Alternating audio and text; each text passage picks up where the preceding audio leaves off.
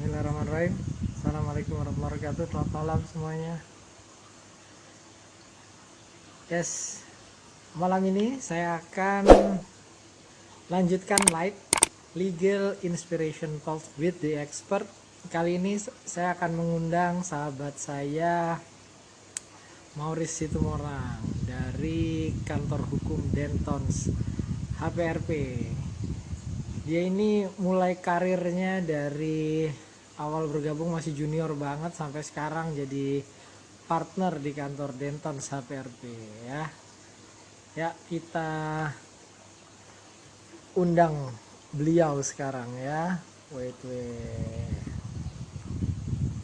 Ini orangnya udah datang. Oke, kita undang. Halo Pak Lawyer. Malam, Pak Bimo. Selamat malam Pak Lawyer. Suara gue kedengeran jelas nggak? Jelas. Jelas ya. Oke. Gila, ini baru lawyer banget nih emang ini kayak gini. Mencari sesuatu Masih di kantor ya. Masih.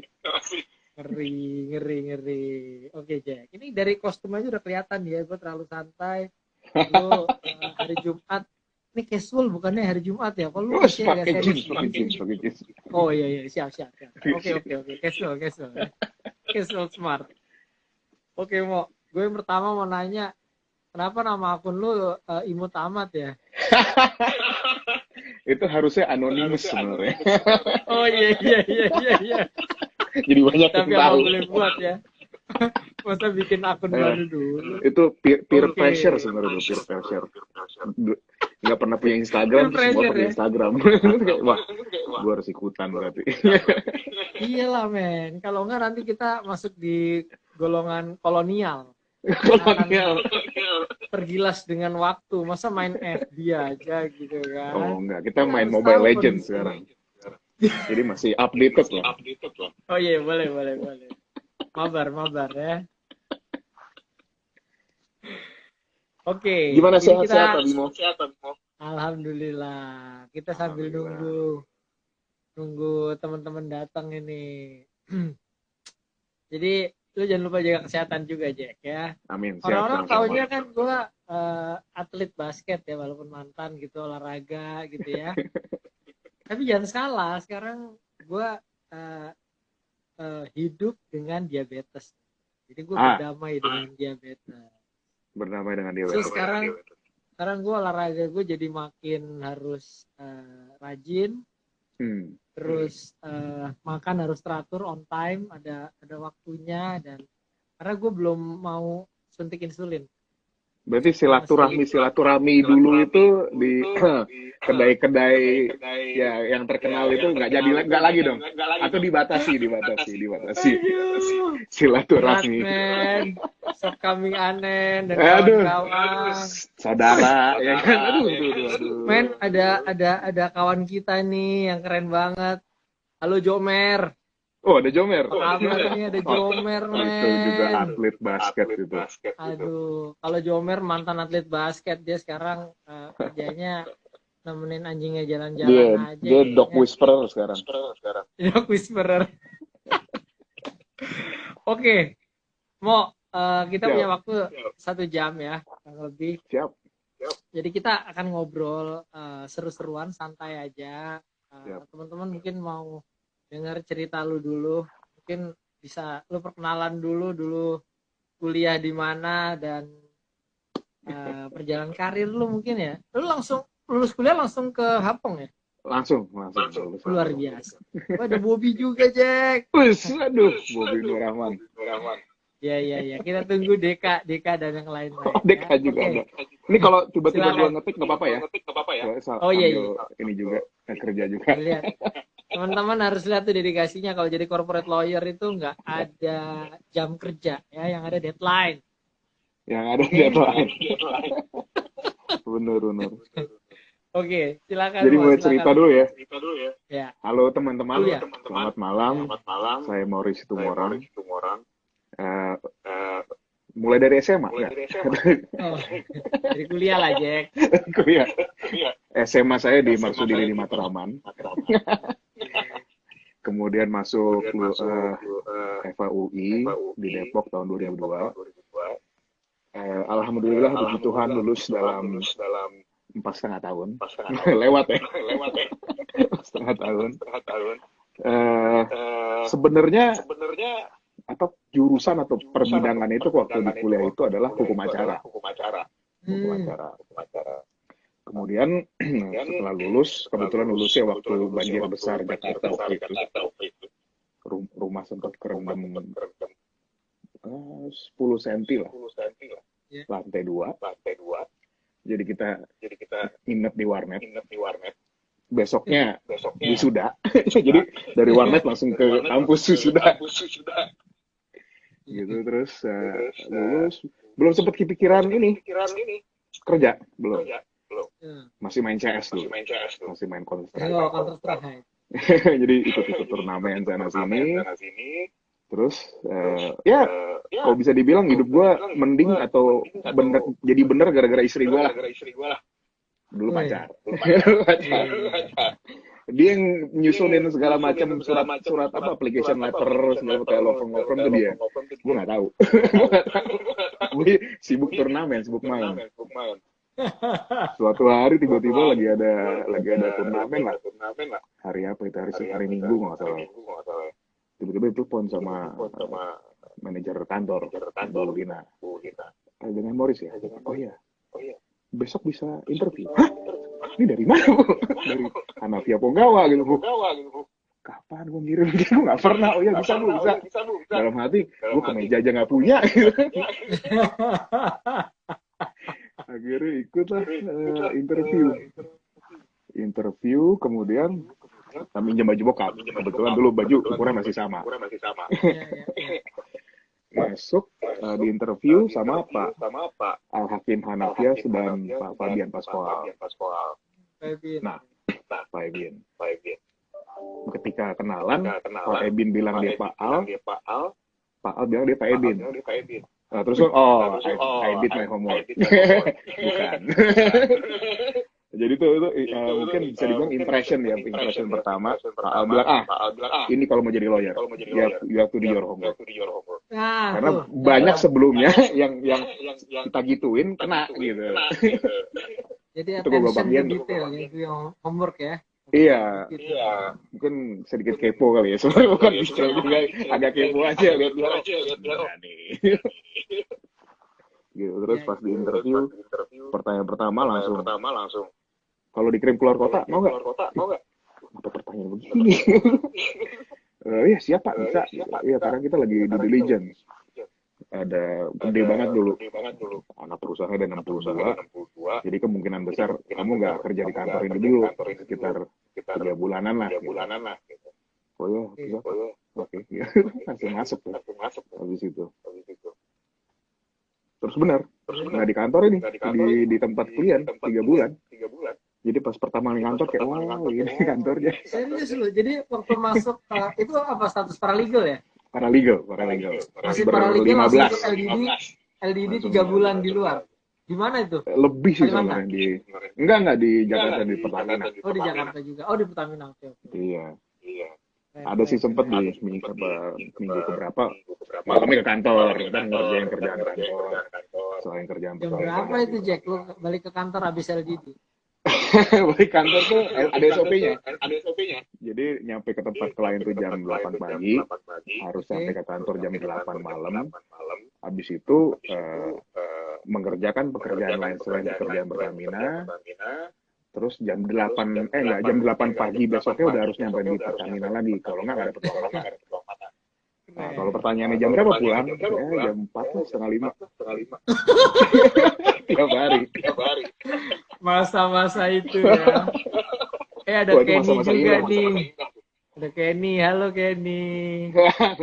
Kenny nggak di kantor kan ini? Enggak, lagi WFH. Oh dia WFH, oke. Yes. Gitu, apalagi karir.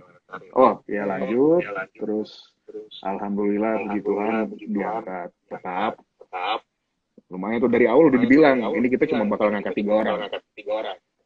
Ketika pertama kali masuk tanda kontrak. Nah, ini saingan kamu ya 12 orang lainnya gitu. Terus puji Tuhan juga ada 2 orang yang jelas lebih pintar dari gua. sebelum masa paraliganya habis mereka udah cabut duluan. Jadi gue orang ketiga selain Dinda Karina sama Lydia. Oh gitu, oke. Kalau nggak gue nggak bakal di sini. Bisa aja lo. Ya lanjut. Jadi junior associate, middle, 10 tahun diajakin jadi partner. Ya mau. 10 tahun. Ngapain lagi? Tahun ke-10 lo ya? Tahun ke-10. Oke. Yes. Itu karir lo ya. Yang banyak dikerjain apa, Mo? Dari awal kebetulan sampai yang dari awal yang banyak ditugaskan tuh natural resources, kebun, tambang, hutan, terus ada sempat migas juga, tapi more or less di sekitar itu. Ya. Oke. Jadi emang lo anak alam ya? Anak alam. Makanya dulu gue putih dulu. Begini gara-gara ke site mulu. Lu bang banget. Oke. Mo, ini kalau ngelihat tadi background lu penjurusan jurusan waktu kuliah acara ya. Pemacara ini kan lebih ke litigasi ya harusnya ya. Litigasi. Dan lebih ke pidana harusnya ya. Perdata sih ya. Waktu bikin buat lu skripsi itu lebih ke perdatanya. Oke. Tapi berarti mata kuliah khusus yang lo ambil itu nggak ada hubungannya dengan dunia corporate lawyer? Lebih banyak hukum internasional soalnya. Dulu pacar hukum internasional, jadi banyak sit in di situ. Oh iya. Corporate nggak ada. Bini lu kan lawyer juga ya, sempat di LGS ya. Dulu di LGS. Iya, gue inget. Kalau dua lawyernya nggak punya anak dari gue. Nggak pernah ketemu. Dia pulangnya lebih malam dari gue. Iya. Masa-masa LDD itu memang ya, ada masanya memang. Oke.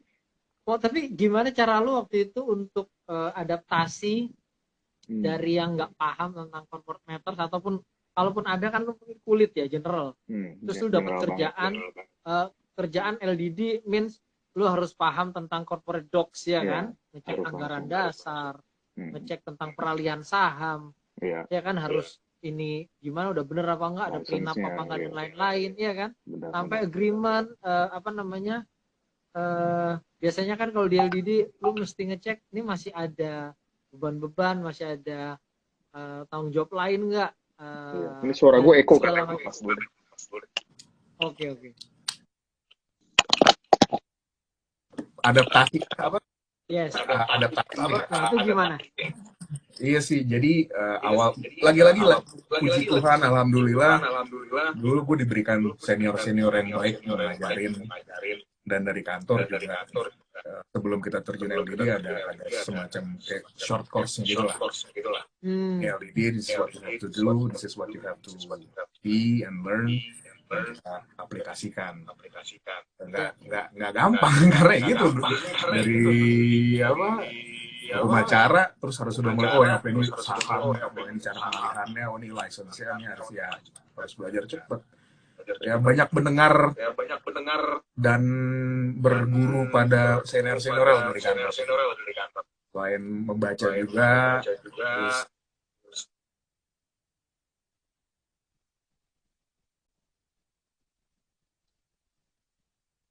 halo, Mo, koneksi lu kayaknya unstable nih.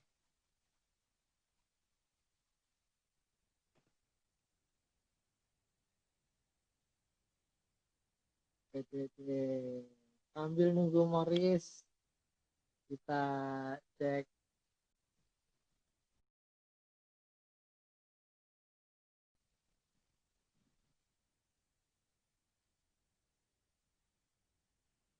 Oh, itu ada gangguan nih. Kita cek ke. Oke.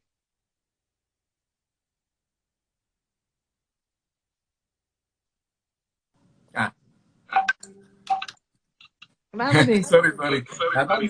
Ternyata ini harus dipencet terus, kalau didiemin dia ini mati sendiri. Masa sih?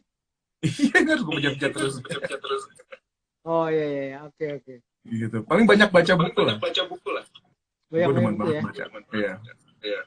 Dulu siapa sih senior lu yang bantuin untuk maksudnya lu report ke siapa sih pas di awal Dulu itu? awal-awal ke Berdi. Oh, Berdi. Indra Ing, terus Rahadi, Hmm. terus terakhir waktu diangkat junior ke Indralen. Oh iya. Sekarang di Meridarsa. Siap, dia partner di sana ya. Iya. Berdi pemain basket yang makin melebar itu sekarang ya. Makin lebar. Lama nggak ketemu dia. Pinter banget dia tuh. Berdi tuh core asas-asas hukum itu bagus banget. Gue banyak belajar dari dia. Ya. Oke. Dia kalau nggak salah sekarang di accounting firm ya? Kalau nggak salah ya terakhir lihat di Facebooknya. Iya, accounting firm. Oke. Yes, mantap Mo. Nah, sekarang kita masuk nih masalah dunia investasi saat ini. Surprisingly, waktu itu Ketua BKPM yang baru saja merayakan ulang tahun ke-44 tahunnya ini, itu bilang di masa pandemi investasi tetap naik, malah naik gitu ya. Ada ya. Ya kan? Dia di saat orang lain lagi banyak yang bisnisnya susah, ternyata masih ada yang mau invest ke Indonesia dan justru dari BKPM itu clear kan datanya kalau di LinkedIn sama di IG-nya di share dari mana aja tuh negara, Singapura, mana lagi gitu ya. Dari Malaysia, India, benar. Ini berarti kerjaan-kerjaan yang core-nya ke lu juga nih. Jadi apa yang mau dikerjain sekarang nih? Karena efek investment ini. Kalau sekarang di masa pandemi, yang lagi dikerjain itu plantation, terus mining juga masih jalan. Kayaknya hal-hal atau bisnis yang nggak bisa masih yang nggak bisa ditinggalin lah, kayak plantation. Kayak kalau oil palm itu selama orang masih butuh masak gitu kan, mungkin lah minyak goreng hilang dari peredaran. Terus untuk energi juga masih banyak yang membutuhkan. Jadi sektor-sektor itu yang masih ya puji Tuhan alhamdulillah masih jalan. Mining ini batu bara ya, bukan nikel atau lainnya ya? Sekarang banyak di nikel. Nikel kan? Ya, karena Antam lagi berjaya nih dia kuasai nikel ini sekarang. Banyak. Kita industri nikel kita semakin bagus. Bagus, benar-benar. Dan tadi pagi gue cek di bursa agri itu masih jadi tren, jadi kondisinya bagus. Bursa juga notice itu kan. Dan dengan adanya banyak investasi ini, apa sih porsi kerjaan yang paling banyak? Apakah berarti due deal kah? Atau licensing kah? Atau apakah? Compliance dan akuisisi. Sama daily rutin ya. Kalau untuk klien-klien retainer, daily rutinnya masih banyak. Tapi mainly, dan investasi baru. Ada Kopra. Oh, Kopra. Baru handle dan menarik industrinya, dan kalau nanti akan jalan dengan bagus, banyak masyarakat di Manado akan terbantu lah. Iya. Mantap ini, keren. Tuh lihat tuh, coba bayangin dari mahasiswa hukum, jurusannya hukum acara, kemudian kerjanya main CS saja, mau ikut kejuaraan CS, sekarang jadi partner di big firm, ngurusinnya mining, natural resources ya. Gak nyambung. Ini kalau nggak kuat baca dan nggak kuat fisik ini nggak akan sampai di titik ini nih Mo ya. Benar. Harus jaga kesehatan. Oke, kurang silaturahmi lah. Bye anen.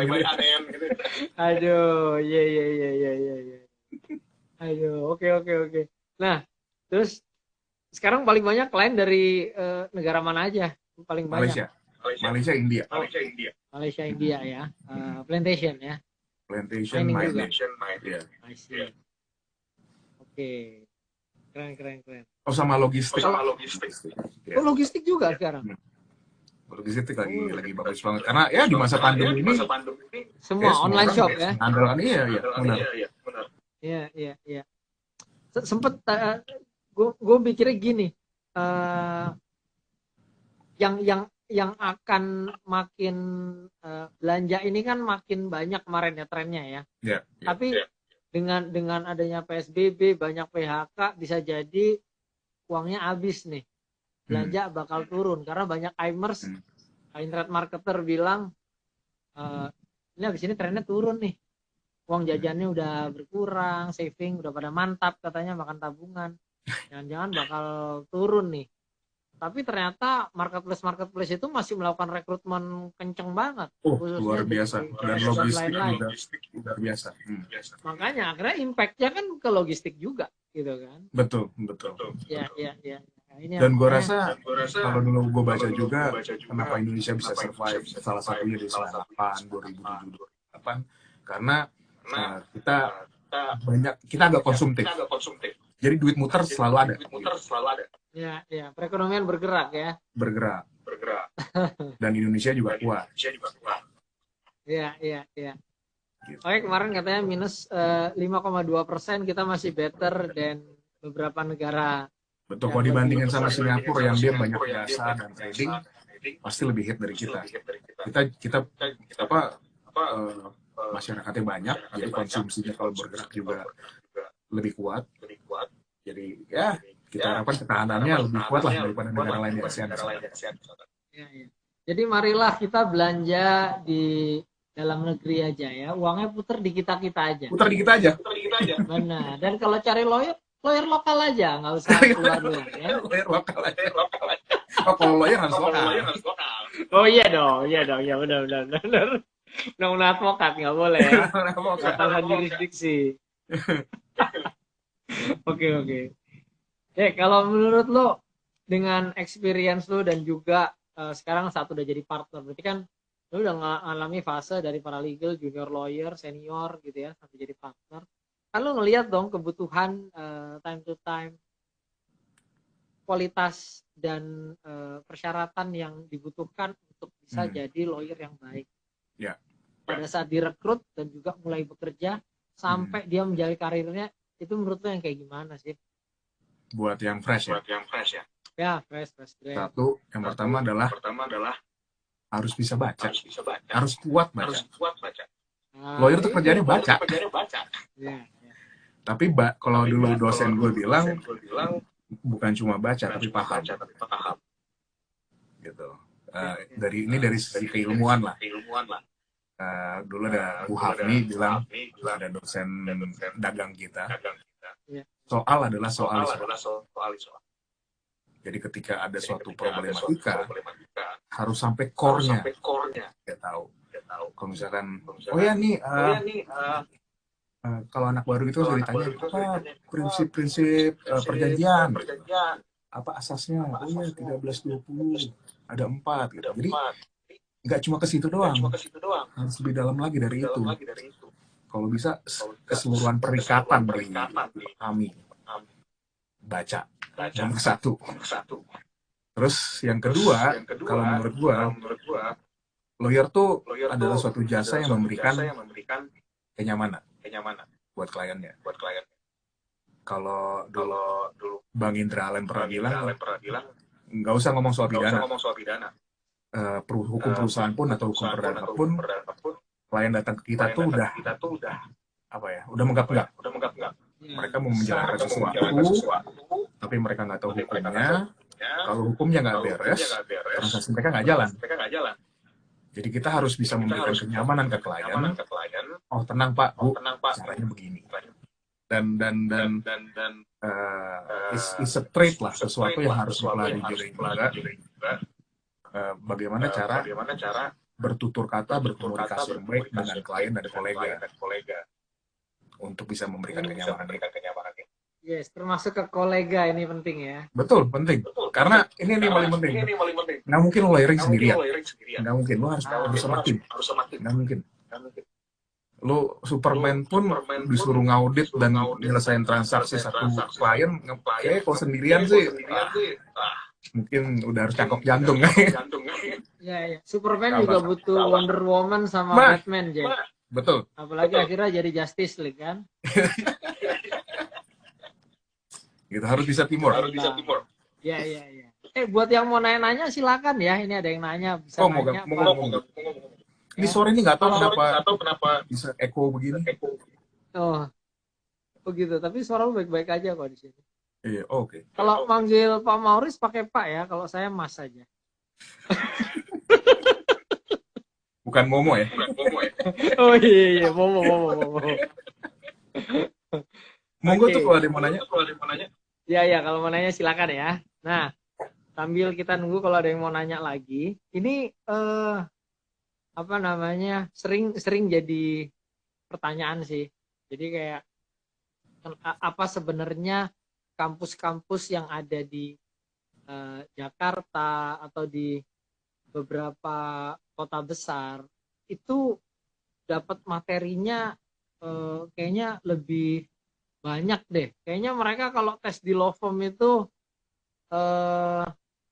lebih siap karena materinya materi yang relevan gitu loh. Kok kayaknya yang di luar, yang di daerah atau di luar Jawa itu sampai bingung gitu loh. Gue pernah ya ngisi di apa namanya di Makassar, mereka bahkan nggak tahu in-house counsel dan corporate lawyer tuh ngapain kerjaan, yang mereka tahu tuh ya pengacara litigasi.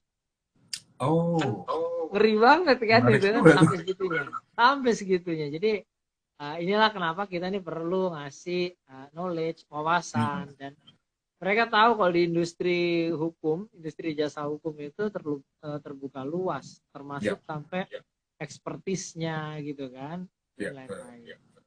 Hai Laura, ini ya kita jadi reuni jadinya. Jadi banker dia sekarang. Ya, iya jadi banker dia. Fintech ya. Oh, Ibu kalau mau konsultasi kasus, nanti Ibu ke link tree saya, bisa klik di contact to lawyer ya. Contact lawyer aja. Karena kalau di sini nanti kepanjangan nggak bisa tuh. Panjang.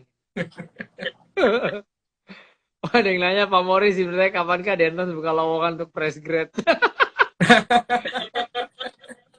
Ada lowongan nggak tuh? Coba di-apply dulu aja. Jadi kebiasaannya kalau mau apply ke law firm itu jangan nunggu buka lowongan. Apply aja langsung. Karena CV kita itu disimpan. Betul. Itu juga sering jadi kesalahan persepsi. Bang, ada lowongan nggak? Enggak. Masukin aja terus. Karena bisa jadi di suatu saat law firm itu butuh banyak tenaga misalnya. Karena ada pekerjaan banyak masuk. Jadi submit aja. Nggak usah nunggu. Jadi pertanyaan dulu, Rani bantuin submit ke berapa law firm, Jack? 6. Gila. 6 terus lu dipanggil sama Luar biasa. Lagi ya. Oke. Tapi lu yang jalani interview di Hapong aja waktu itu. Jadi begitu jalan interview di Lapong 2 hari kemudian udah dibilang ya ini mulai Senin depan gitu. Jadi langsung cepet banget. Nah, begitu jadi lu nggak sempat. Iya. Nggak sempat di tempat lain ya. Nggak sempat. Oke. Mantap. Iya. Oh, 8 kata istri gue. Oh, 8.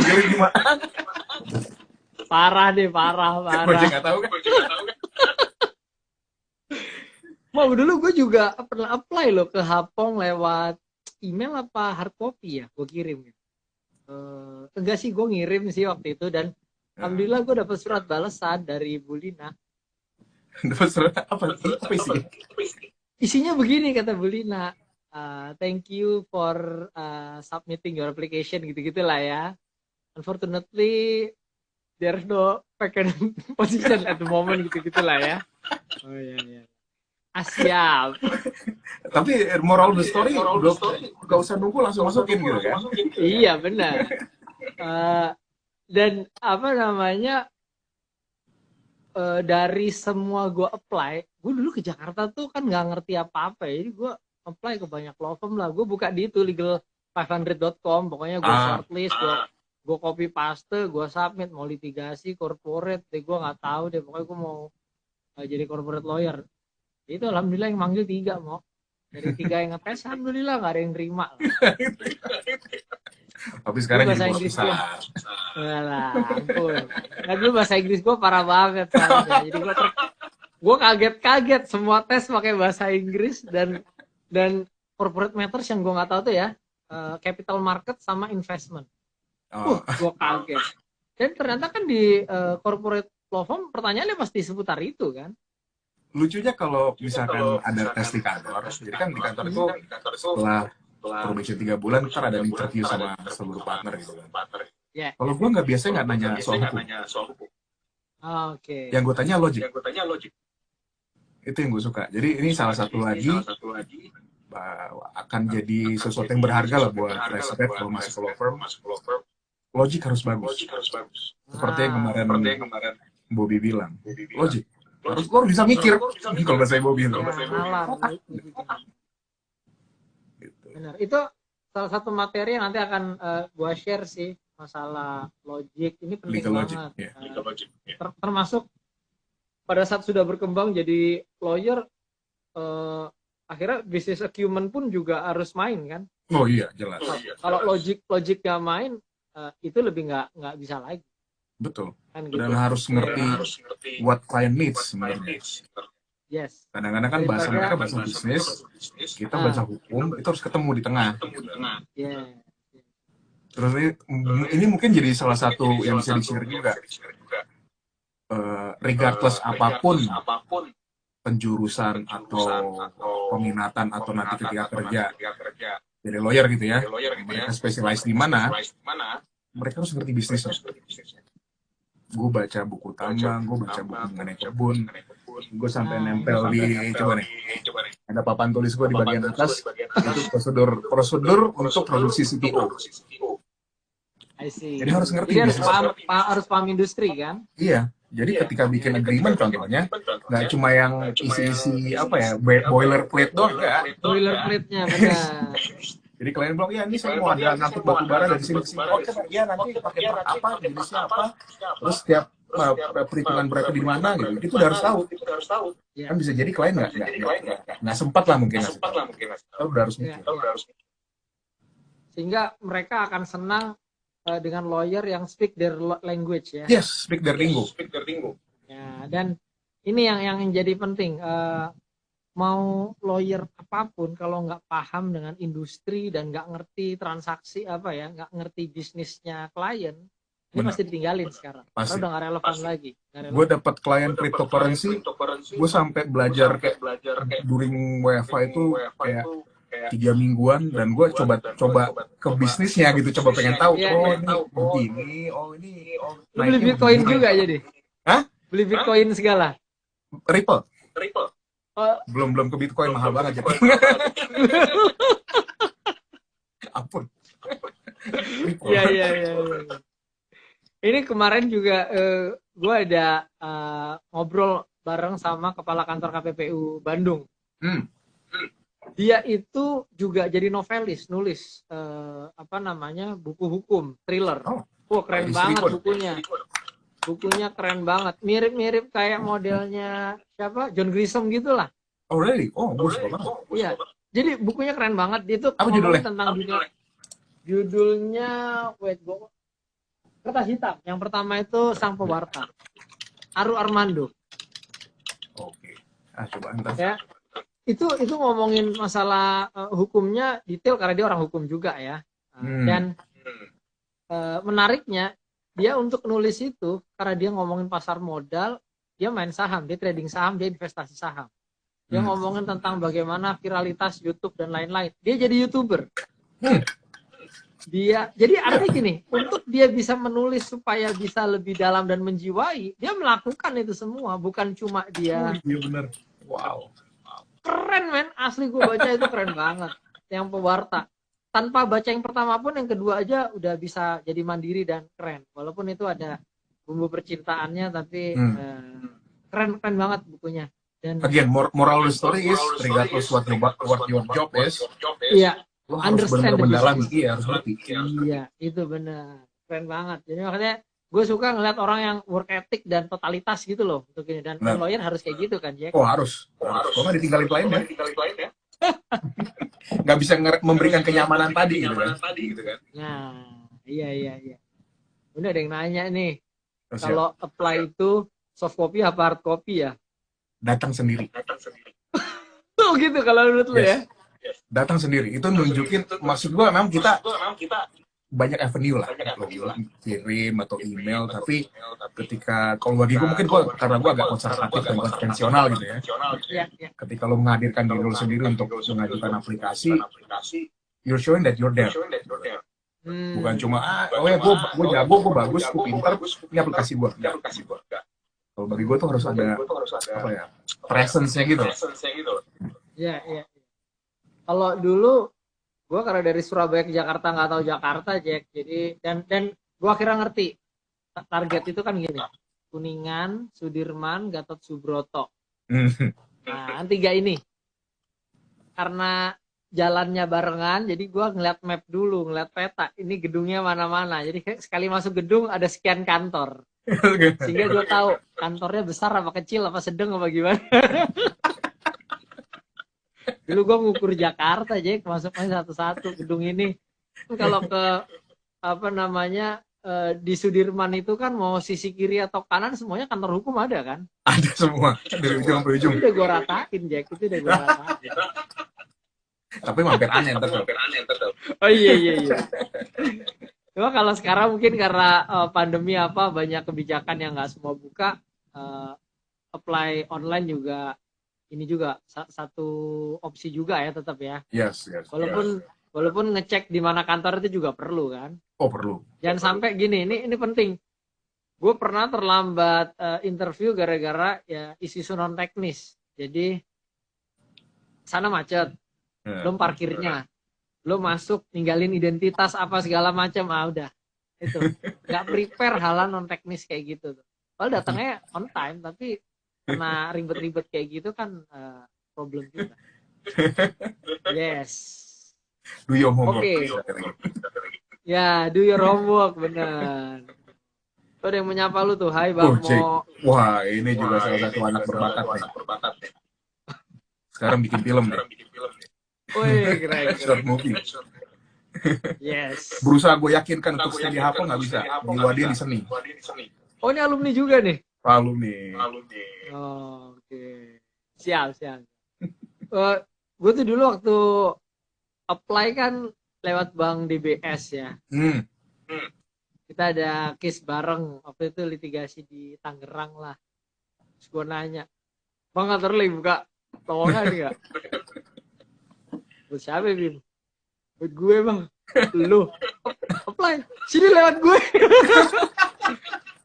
2 hari kemudian gue langsung datang. Waktu itu written test dulu lah. Yang nggak tahu, gue nggak ngerti ya, soalnya kayak digampangin gitu ya. Soalnya gampang karena gue bisa lulus dengan flying colors lah. Sekarang soalnya susah banget. Nah itu. Karena kita nyari quality. Yang benar-benar kualitas lah. Dan di interview sama partner waktu itu kan paling enggak katanya tuh 4 partner ya atau 3 partner lah paling enggak ya yang harus interview ganjil. kan. Ya harus ganjil. Gue inget waktu itu Pak Ebin sama siapa ya waktu itu ya? Kok gue lupa ya? Itu gue inget Pak Ebin sih. Kalau gue ada satu pertanyaan dari Pak Ebin gini. Ini kamu kerjanya kok sebentar pindah-pindah ya? Pak Ebin nanya gitu. Kan gue soalnya di hukum online tuh 2 tahun pindah. Cuma Karim cuma trainee 3 bulan pindah ke ABNP yang agak lama hampir 3 tahun. Terus panggil ke Hapong. Pak Ibin cerita, saya dari pertama kali masuk sampai sekarang ya cuma di kantor ini aja. Ya saya udah 14 tahun di sini. Gue kaget gue. Gila. Dan ternyata para kan itu banyak kayak gitu loh. Iya. Dari pertama ya. Paralegal juga. Bobby, ya dari lu lah. Terus siapa? Ong juga kan? Ong enggak, sebelumnya dia kerja di kantor notaris. Iya, Sari.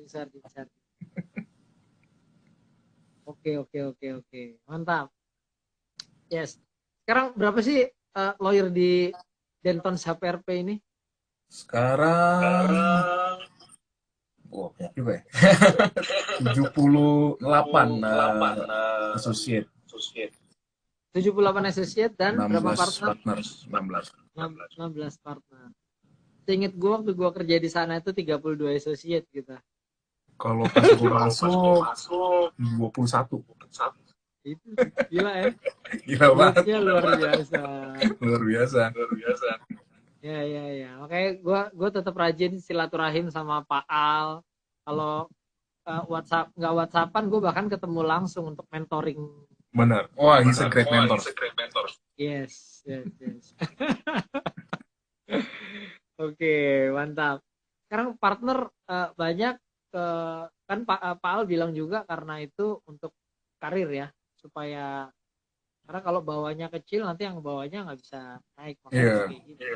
harus piramid. Tapi tetap kan quality dan juga apa ya, work ethic, loyalitas dan lain-lain ini juga satu isu kan yang harus diperhatikan juga kan. Benar. Ya. Nasya juga lama banget ya. Nasya berapa tahun tuh? Wah, berapa? Lama kan dia ya? Wah, lama banget. Enggak, dia beda 4 tahun atau 5 tahun sama dia. Iya. Dua hampir 20 tahun di kantor. Iya, Gading itu kan sebelumnya di kantor almarhum Pak Abdul Hakim Garuda Nusantara ya. Garuda Nusantara, benar. Itu ke Hapong dan sampai jadi partner juga sekarang ya. Iya, udah jadi partner. Gila, itu duet Jawir sama gua tuh. Pernah waktu itu ketemu klien asing Acer ya kalau nggak salah. Meetingnya gua sama Gading. Wah, mantap. Gua berdua Gading. Pakai bahasa Jawa. Kliennya kan pasti bahasa Inggris kan. Begitu kelar, Marsha nanya begini, lu meeting berdua? Pakai bahasa Jawa dia tadi meetingnya. Pakai bahasa Jawa. Aduh, pakai bahasa Jawa, ya ampun. Karena waktu gue ketemu Gading di kantor, itu entah kenapa langsung otomatis kami berbahasa Jawa terus. Begitu mulai langsung klik. Begitu banyak orang baru langsung, oh iya banyak orang, kita pakai kembali berbahasa sehari-hari pergaulan ini kan. Entah kenapa Gading kalau ngomong gue sering pakai bahasa Jawa. Mungkin dikira gara-gara istri gue Jawa, gue bisa. Dia lupa sih tuh orang apa gimana? Lupa kayaknya dia. Iya. Oke. Mau ini gue ada satu hal lagi yang penting banget. Gue dulu pernah ditegur karena cara berpakaian waktu di kantor. Iya. Gue ingat banget Pak Andre yang negur. Jelas. Jadi itu membuat gue ingat bahwa berpakaian itu merepresentasikan kantor, diri kita dan lain-lain itu menjadi penting kan? Yes, betul. Dan apa ya? Maksudnya bukannya kita harus pakai yang mahal, yang keren gimana, tapi harus yang ya representatif. Well dressed, benar. Dan begitu juga gue pernah ada dulu partner gue pernah ditegur sama kliennya gara-gara gue bayar lu mahal tapi kok gue ngeliat tuh nggak meyakinkan, dari baju lu, sepatu lu, jam lu, apa digituin mau. Oh itu kayak keterlaluan. Gue kurang setuju kalau gitu. Tapi ini kliennya yang bayar gimana mau? Ditegur gila. Jadi ini satu hal yang serius juga kan mau ya. Maksudnya kita nggak bisa dengan alasan sederhana terus nggak well dressed juga kan, nggak proper. Dan jangan overdress juga gitu. Nah, kalau laki-laki ya standar lah kan, kalau perempuan ya jangan terlalu overdress karena ya ini bukan party gitu kan. Kalau lawyer tuh lebih konservatif lah kalau soal perpakaian. Warna juga nggak jauh-jauh dari warna konservatif, hitam, biru, putih gitu kan. Gitu. Itu corporate lawyer mau. Kalau lo rajin ke pengadilan, beda lagi. Lo akan kaget dengan melihat ya litigator itu bajunya merah, dasinya menjerit men. Dasinya itu bercorak-corak yang kayak gimana gitu ya. Dan warnanya tabrakan, celana, baju, jas. Gue nggak pernah lupa waktu gue ke Tampit nggak salah. Datang ke pengadilan, ada orang pakai jas ungu, bajunya kuning, kaos kakinya pink. Bukan Hotman Paris, bukan. Tapi pede banget. Berarti dia terinspirasi sama Joker itu, bro. Kayaknya gitu. Tapi mungkin itu satu lagi dia menunjukkan credo lawyer juga. Lawyer tuh harus pede. Iya, bisa jadi. Memang gini, litigator kenapa berpakaian seperti itu? Karena dia untuk menunjukkan bahwa gue beda. Iya. Dia kan mau jadi top of mind. Dia ingin standing out in the crowd. Kalau lu nggak tampil beda kan ya sulit juga. Gitu. Betul. Jadi itu salah satu cara untuk didengar gitu lah. Benar. Ya ada yang modelnya pakai cincin, ya. Ada yang modelnya pakai mobil-mobil mewah, itu juga pilihan lah ya. Statement dia. Statement. Oke. Ini ada lagi nih, Bang, tips terus semangat buat paralegal yang sering pulang pagi. Itu, Bang. Jaga kesehatan. Jaga kesehatan. How do you manage? Gue pernah 4 hari nggak tidur. Serius loh. Udah nggak gitu lagi tapi kan? Udah nggak gitu lagi kan? Udah dulu. Tapi seperti kata Bobby kemarin, gimana? Nggak ada yang namanya kebanyakan kerjaan. Ada yang kerjaan banyak. Ada yang kerjaan banyak. Iya. Harus selalu bersyukur kerjaan banyak. Gue cuma sekali sih nggak pulang waktu di Hapong itu, LDD BRI. Gue ingat tuh sekali itu aja tuh. Sekali. Karena di masa-masa itu kehidupan kita udah lebih tenang, teratur banget lah. Maksudnya pulang malam itu biasa, tapi jarang yang pada pulang pagi kan. Kondisi enak lah apa ya. Gue 4 hari nggak tidur itu senior gue. Oke. Berarti gue udah resign itu. Habis itu dirawat 3 minggu. Nggak benar. Ini lever Bapak bengkak 42%. 3% lagi Bapak udah nggak di sini. Maaf dok, Bapak lawyer ya pasti. Iya. Tahu dia. Iya. Pokoknya ada pertanyaan nih. Joshua Putra, Pak, bagaimana kalau magang di law firm di pandemi ini? Apakah law firm masih buka magang untuk fresh graduate atau masuk semester akhir? Terima kasih. Lah, di kantor saya, baik di BP Lawyer ataupun di Smart Legal, itu mahasiswa magang ataupun fresh grade banyak. Kita sekali program magang aja 5. Nggak tahu kalau di Denton bisa lebih banyak kali itu gimana? Maka dari itu coba apply aja.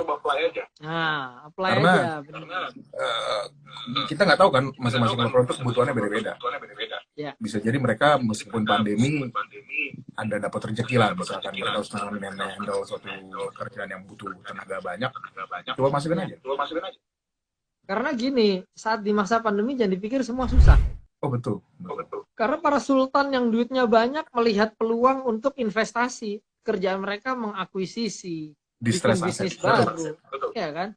Salah satu klien gua sekarang itu kerjanya berburu bisnis.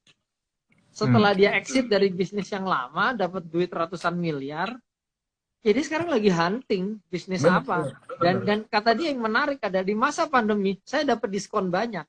Oh iya. Itu dia. Betul. It means kerjaan legal due diligence masih ada, akuisisi ada, ya kan? Transaksi masih ada, dan litigasi yang banyak juga. Oke. Dispute pasti banyak kalau masa krisis ya. Apalagi hubungannya sama kredit gitu kan. Iya, restructuring. Di PKPU. Di kantor udah handle PKPU juga ya sekarang ya? Iya, handle. Iya. Itu kerjanya Mas Tono atau Gading tuh? Kebanyakan Gading, tapi Tono masih banyak. Gue juga pernah kali nebeng doang. Oh iya. Klien gue PKPU. Oh, oke. Ya. Jadi ada kesempatan belajar. Benar-benar rapat kreditur dan lain-lain, cocokan utang, antrian lempar-lempar barang aja. Aduh. Gue tuh menjalani masa-masa kepailitan yang suram dulu pernah. Jadi ada kreditur fiktif ya. Habis itu kurator dipidanain sama kreditor fiktifnya. Waktu itu Bu Amalia Santoso tuh kasihan waktu itu udah tua juga kan. Dan yang turun bela itu langsung sampai Bang Buyung, dan ada beberapa partner dari kantor Pak Amir Samsudin, beberapa kolega rekan advokat tuh sampai nolongin juga karena ya keterlaluan aja lah sampai dikriminalisasi gitu. Jadi dunia pilot tuh masa-masa ngerinya juga ada keras. Iya. Sampai sekarang. Ada senior gue juga kemarin masuk tuh. Nah ini, Bang, kiat-kiat buat legal opinion yang baik dan proper itu gimana? Ini gue suka nih pertanyaan.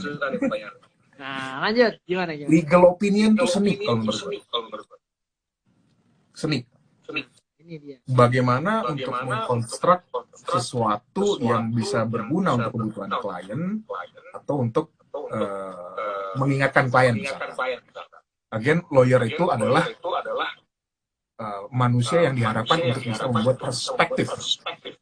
Dan legal opinion adalah soal persepsi.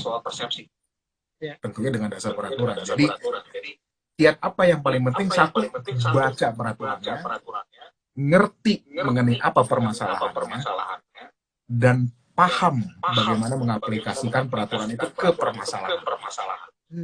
Seperti kata Mendia Buhati, soal adalah soal di soal. 1+1 bisa jadi nggak 2 kalau dia pakai hukum kuantum mekanik. Iya. Baca peraturannya, bagaimana pengaplikasiannya ya. Tuh. Makanya yang namanya teori-teori dasar, asas, prinsip itu kita mesti kuat ya. Nggak bisa ditinggalin. Ya. Gue pernah ada klien yang jadi terganggu bisnisnya karena ada judicial review dari Mahkamah Konstitusi. Dia jadi nggak bisa jual beli listrik. Karena swastanisasi nggak bisa kan, dari batalin. Tapi akhirnya gimana caranya bisa jalan ini kan, cara kita memahami, menganalogikan. Kalau perdata bisa dianalogi, pidana nggak bisa kan. Iya betul. Sehingga akhirnya bagaimana solusinya? Ya dibuat kontrak sewa menyewa. Itulah salah satu fungsi dari lawyer tuh gitu. Karena kita harus ingat, hukum itu selalu di belakang. Hukum itu harus menyesuaikan bisnis. Jadi jangan patah arang, jangan patah semangat ketika belum ada peraturan spesifik di Indonesia, kemudian nggak jadi invest. Ini yang sering gue bilang ke klien. Do you have any regulation on that? Not yet, but this is your opportunity. Gitu. Kalau Gojek dulu konservatif, nggak bakal ada Gojek sekarang. Iya. Masih ribet mikirin KBLI-nya, masih bingung masalah ini, itu kan ribet. Dulu Sevel sebelum tutup ya, dia kan blessing in disguise. Dia mau ngajuin izinnya moratorium, nggak dikeluarin lagi. Betul. Akhirnya dia bikin TDUP restoran, ditambahin aja meja kursi sama ya buat nutup itu kan ya. Dan akhirnya malah jadi tren, ya kan, trendsetter, ditiru sama yang lainnya. Nah artinya kalau nggak kreatif juga ya susah. Tapi makanya di sini lah lawyer fungsinya untuk berpikir lateral, ya kan, kreatif, dan juga melihat peluang. Dibanding di belakang semua bisnis yang jalannya bagus, gue yakin ada lawyer yang jago. Pasti. Ya, tugas kita itu mereview, mempelajari. Makanya sekarang tuh kita tuh haus sebenarnya dengan berita-berita hukum yang ngomongin ke corporate, ke dispute terkait corporate juga gitu kan, supaya kita bisa tahu di luar sana kayak gimana, benchmarknya apa. Benar. Ya kan, perkembangan. Know the business. Yes. Mantap. Oke, kita kayaknya sudah menjelang akhir nih. Thank you banget, Mo. Ini udah siap. 5 menit lagi. Mungkin lo ada closing statement, satu insight, ujangan yang bisa lo sampaikan buat teman-teman mahasiswa Fakultas Hukum atau fresh grade. Khususnya yang angkatan COVID ini. Iya. They're in the rough time, man. Jangan pernah menyerah. Orang-orang yang bertahan di tengah kesusahan adalah orang yang sukses, pasti. Gue yakin. Tadi ada pertanyaan bagaimana untuk apply ke law firm Bapak. Monggo silakan, apply aja dulu. Jangan nunggu. Kalau misalkan mau apply ke perusahaan atau law firm lain, lakukan, jangan nunggu. Gitu. Karena opportunity itu nggak disamperin, nggak bisa kok nggak disamperin. Gitu. Jadi jangan nunggu datengin, peluang dijemput ya. Iya dijemput, samperin. Mantap. Atau buka bisnis baru misalkan yang berhubungan dengan lawyering. Kalau jago bikin novel tentang lawyer dengan dunia hukum atau dunia kemahasiswaan hukum misalkan. Masih related ya. Pokoknya mensupport nanti skillnya untuk jadi lawyer. Ini telat banget DDK baru datang nih. Halo. Oh, Dinda Karina. Aduh. Sibuk sekali di udah bukan unicorn lagi ya. Apa namanya sekarang? Dekakorn udah ya. Dekakorn. Kan pas ya sesuai dengan nama dia Dinda Karina Deka ya, Dekakorn. Dia kerjanya harus di startup yang Deka juga. Luar biasa. Ibu telat Dinda banget. Karina ini luar biasa di soal diri. Sangat detail. Mantap. Nyaris saya lamar jadi partner tapi beliau tidak berminat waktu itu. Nah ini dikasih nama Love Bapak apa? Saya mau coba apply di Love Bapak. Do your homework ya. Cari, baca. Jangan semuanya disuapin ya, riset. Googling, baca di Instagram. Iya, sekarang tuh internet tuh sesuatu yang indah gitu untuk mengetahui apapun. Jadi gue nggak suka kalau misalnya ada yang bang, gue nggak tahu bang. Ah masa? Kalau gue cari ketemu, ya nggak bisa, nggak dapat informasi itu bukan alasan. Siap, udah gampang ya aksesnya. Oke, ya teman-teman nanti bisa ketemu lagi sama Bang Morris ini di Smart Eagle Academy. Beliau akan ngajar materi masalah investment, basic skill yang harus dimiliki apa. Ya, jadi jangan sampai ketinggalan. 12 September ya? 12 September insya Allah ya. Hari Sabtu. Mantap, Mo. Sabtu pagi. Thank you banget. Sukses. Selamat lanjutkan bekerja. Sehat terus. Thank you, Mo. Thank you. Bye.